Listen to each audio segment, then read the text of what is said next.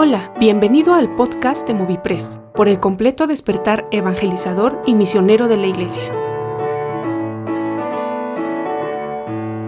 Hola, buenos días, que Dios les bendiga, hermanos. Les habla Emanuel Castillo, miembro del comité de Movipress, y estoy aquí en las oficinas de Movipress con todo el comité que queremos compartir con ustedes en este día algo acerca de la ruta de fortalecimiento.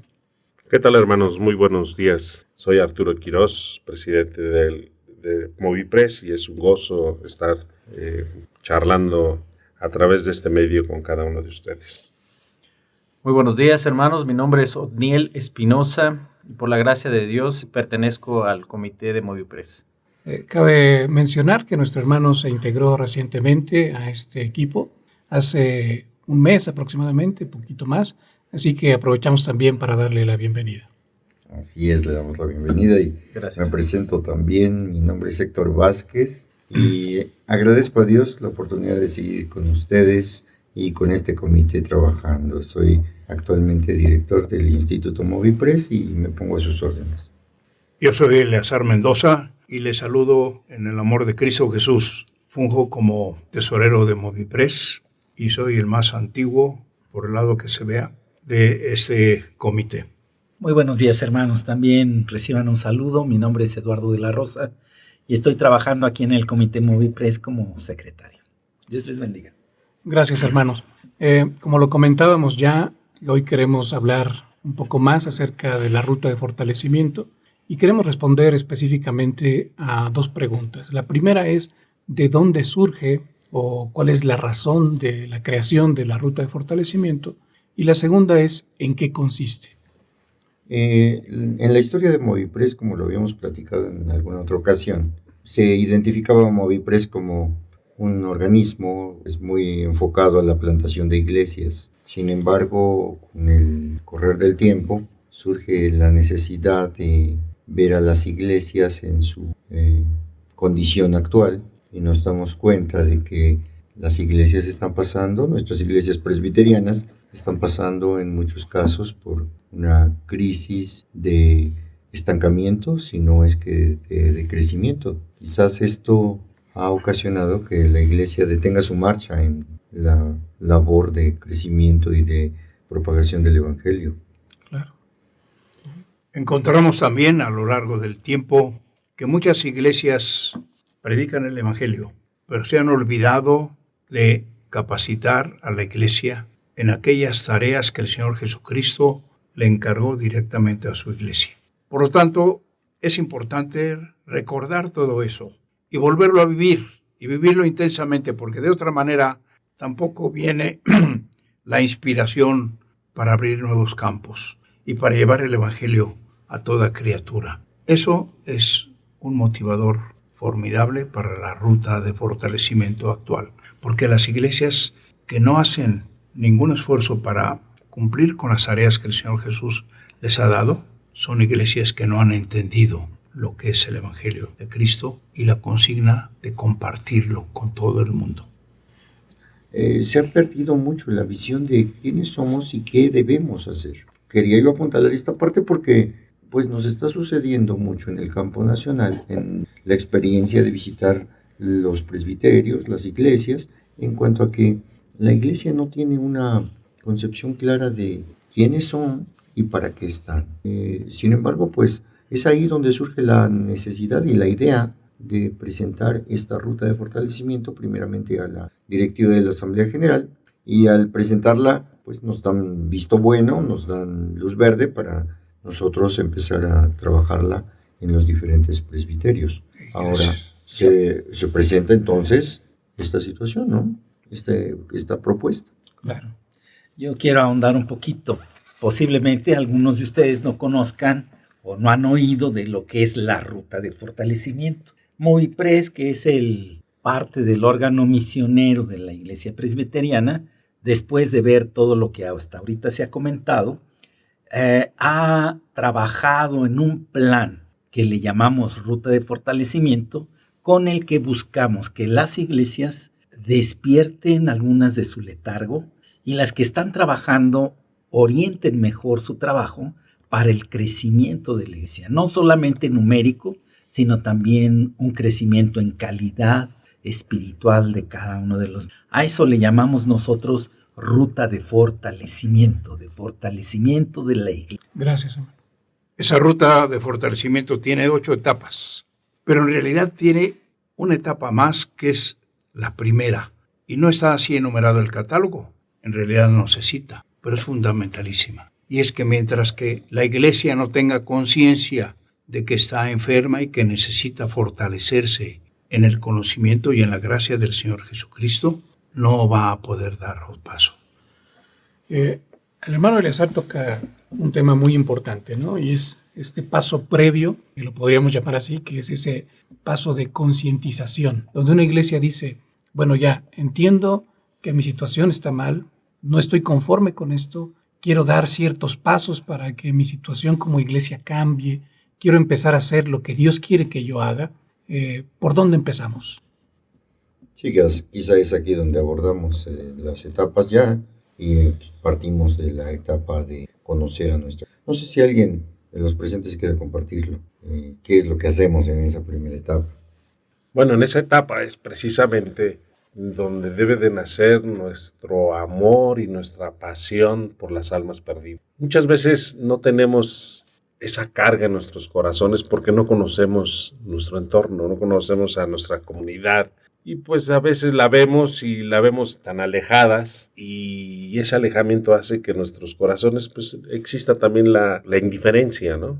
Y yo creo que por eso es tan importante esta etapa, en que podamos conocer a nuestra comunidad, a nuestros vecinos, para conocer cuáles son sus necesidades, cuáles son sus carencias, para que precisamente en el amor de nuestro Señor Jesucristo, en nuestros corazones se vaya formando esa carga y ese amor por los perdidos. En esta etapa es donde hacemos ahí una serie de estudios de quiénes viven en nuestra comunidad, qué aspecto socioeconómico están, para conocerlos y de alguna forma estar pensando en cómo podríamos estructurar un programa de apoyo y a través del Evangelio de nuestro Señor Jesucristo podamos impactar a esta comunidad.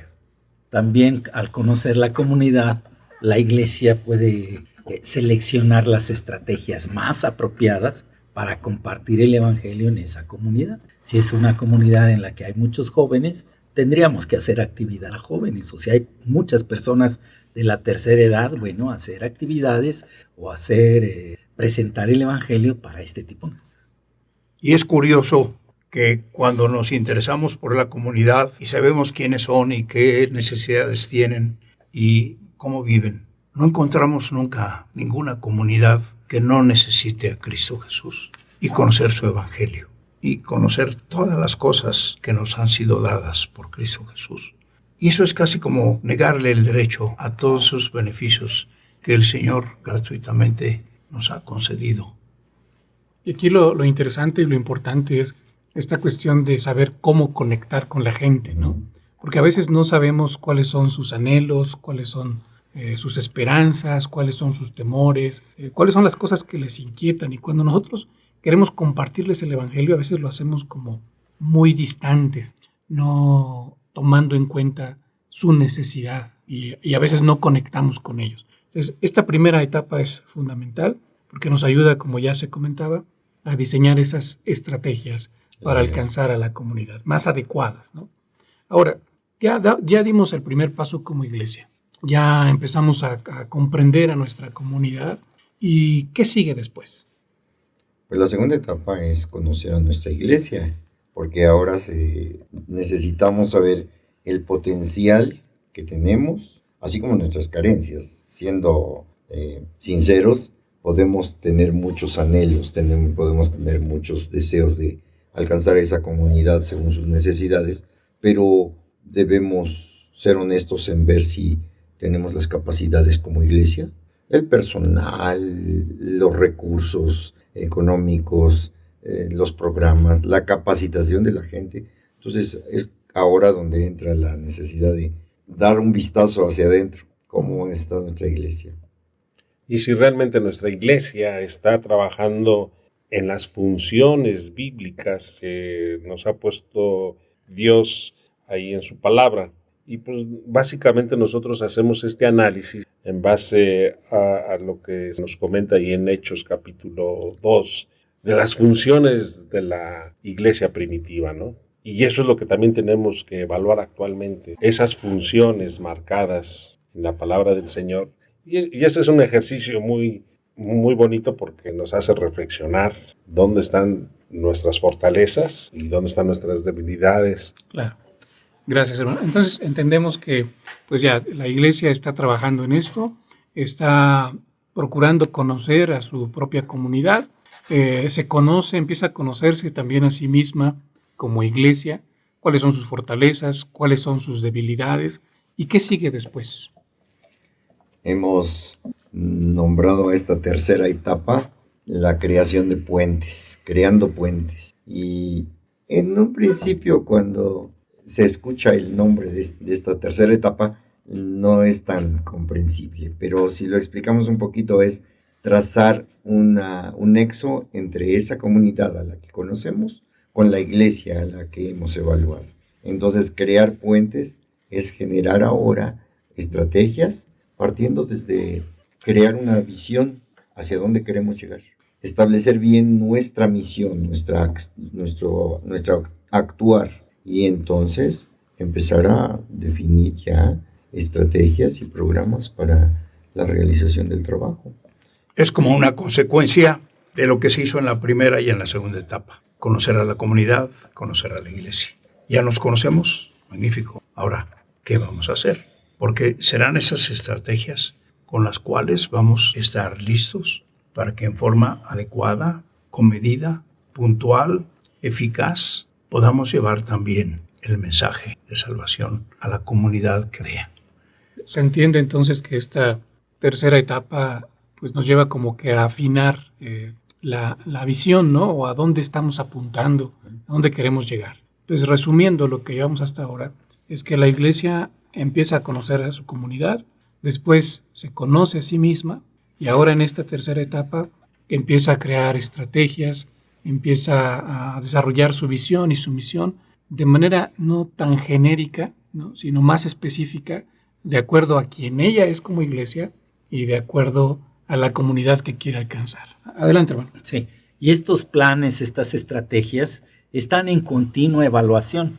Hay algunas estrategias que en algunos lugares resultan muy adecuadas y otras no. Y la iglesia va a escoger las que piensa que en su comunidad van a ser más efectivas. Pero si no lo son, está en la posibilidad, porque ya conoce los dones y las capacidades de la iglesia, está en la capacidad de generar nuevas estrategias, nuevos planes de trabajo, nuevos derroteros que lo lleven que la lleven a cumplir el objetivo de crecimiento que está buscando. Una iglesia entonces ya tiene la visión más clara, ya ha diseñado más bien sus estrategias para alcanzar a su comunidad. Después, ¿qué debe hacer la iglesia? Forzosamente y de acuerdo con lo que dice la palabra de Dios, obedecer y llevar a la práctica las estrategias que el Señor nos ha dado. Y por lo tanto, la formación de líderes es un trabajo fundamentalísimo, porque tiene que ver mucho con la fortaleza interior de la iglesia misma y tiene que ver mucho también con la capacidad para ir afuera a realizar la misión que el Señor nos dio, porque no nos ha pedido que hagamos discípulos y dejarlos allí entre cuatro paredes, sino que hagamos discípulos para enviarlos, ejecutar las tareas que sean necesarias. Unas dentro de la iglesia, otras fuera de la iglesia, pero todas ellas en una manera uniforme y eficaz, porque quien dirige ese trabajo de los líderes de la iglesia es el mismo Espíritu Santo de Dios. Claro. Es interesante ver que esta cuarta etapa, hablando del fortalecimiento del liderazgo, está bien conectada con la etapa número 2. Si nos dimos cuenta también que en la comunidad hay muchas familias jóvenes a las que podríamos alcanzar con el Evangelio, y nuestra iglesia no tiene los dones desarrollados, no tiene a las personas adecuadas para alcanzar a las familias jóvenes. Ahí es donde entra el fortalecimiento del liderazgo, ¿no? Necesitamos fortalecer al liderazgo de nuestra iglesia para que tenga estas capacidades, estos conocimientos y pueda alcanzar o ayudarnos en la tarea de alcanzar a la comunidad con el Evangelio de Cristo. Cuando hablamos de liderazgo, hay veces que enfrentamos malas interpretaciones o tenemos un mal concepto de lo que es el liderazgo cristiano. Y algunos piensan que es que yo voy a mandar, todos me tienen que obedecer y yo voy a dirigir lo que tienen que hacer. Y eso no es el liderazgo cristiano. El Señor dice, sabrá mejor mandar. En otras palabras, por supuesto, el que mejor sepa obedecer. Es un conflicto que tenían los mismos apóstoles hasta la misma Santa Cena, en la última cena del Señor. Ellos decían, ¿quién va a ser el que esté a tu derecha y a tu izquierda? El capacitar al liderazgo aquí en este trabajo de la ruta de fortalecimiento es capacitar a los miembros de la iglesia, hombres, mujeres, jóvenes, para que ellos sepan transmitir el evangelio, pero que también sepan discipular a otros en el servicio a Dios, en el servicio a la comunidad, en el servicio de transmitir el evangelio. Gracias, hermano. Bueno, hemos llegado a la mitad, estamos exactamente a la mitad de la ruta de fortalecimiento y creo que podemos en este momento dejar hasta aquí. Nuestra intención inicial era cubrir toda la ruta, pero el tiempo realmente se nos ha agotado.